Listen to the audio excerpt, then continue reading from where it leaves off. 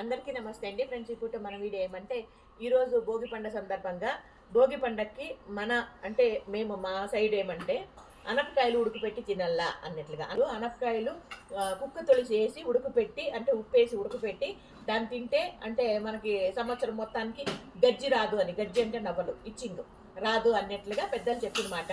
దానికని మేము ప్రతి సంవత్సరం కూడా అనపకాయలు ఉడకపెడతాము. అది ఏ విధంగా ఉడకపెడతాము అనేది ఈరోజు మన వీడియో అనమాట. ఇదిగోండి అనపకాయలు అయితే 25 కేజీలు తెచ్చుకున్నాము. ఇవైతే టోటల్ 25 కేజీలు అండి. 25 కేజీలు ఉడకపెట్టను, హాఫ్ కొంచెం ఉడకపెడతాను, మిగతాదంతా పిరికి పప్పు చేసుకున్నాం. ఇదిగోండి ఇవి అనపకాయలు, ఇది ఆడ దీనికి బొక్కబడిపోయింది. ఇవి అనపకాయలు అన్నమాట ఫ్రెండ్స్. ఇవైతే చిక్కుడుకాయలు కాదు అనపకాయలు. మళ్ళీ కామెంట్ అమ్మ చిక్కుడుకాయలు అవి అంటారు. చిక్కుడుకాయలకి అనపకాయలు డిఫరెన్స్ తెలుసు అండి, నాకు తెలియకుంటే లేదు. ఇదిగోండి ఇవి అనపకాయలు. ఆలస్యం చేయకుండా ఉడకపెట్టేద్దాం. ఇప్పుడైతే మన వాళ్ళు భజన చేస్తున్నారు, ఏ విధంగా చేస్తున్నారు అనేదాన్ని కూడా చూసేసి దాని తర్వాత వంటింట్లోకి వెళ్ళిపోతాం. అనపకాయలు ఈ విధంగా ఉట్టపోసి అమ్మేవాళ్ళు అనపకాయలు కేజీ 50 రూపాయలు, కేజీ 50 రూపాయలు అంటారు. మేమైతే కేజీ 50 రూపాయలు అమ్మేదానికి ఎవరు కొనుక్కోరు. ఏమంటారా వాళ్ళంతా నవ్వుతారు. చూడండి ఆగండి, వాళ్ళంతా నవ్వుతారు. అనపకాయలు కొనుక్కోమంటే అంత నవ్వుతారు.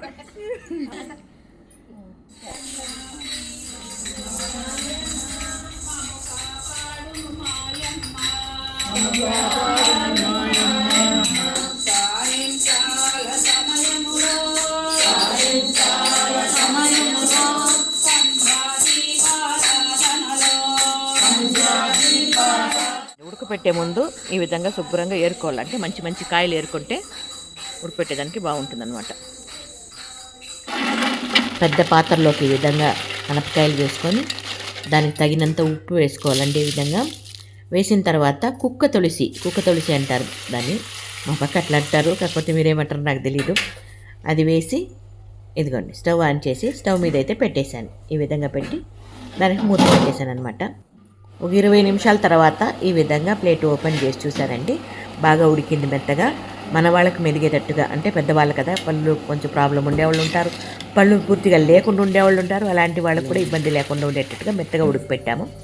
ఆ కాయలు మొత్తం ఈ రకంగా ఎదురుబుట్టులోకి వార్చుకున్నామంటే నీళ్ళంతా ఉడికిపోయిన తర్వాత మన వాళ్ళకందరికీ ఈ రకంగా మా వారైతే పంచిపెట్టారన్నమాట. నేనైతే ఏదో వేరే పనిలో ఉన్నాను, దానికని ఇక్కడ మా వారు పంచిపెడుతున్నారు.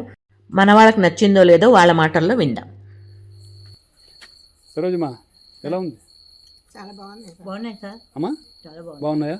ఓకే ఓకే, బాగుంది, బాగుంది, చాలా మెత్తగా చాలా హ్యాపీగా తింటున్నారు అనమాట. ఓకే.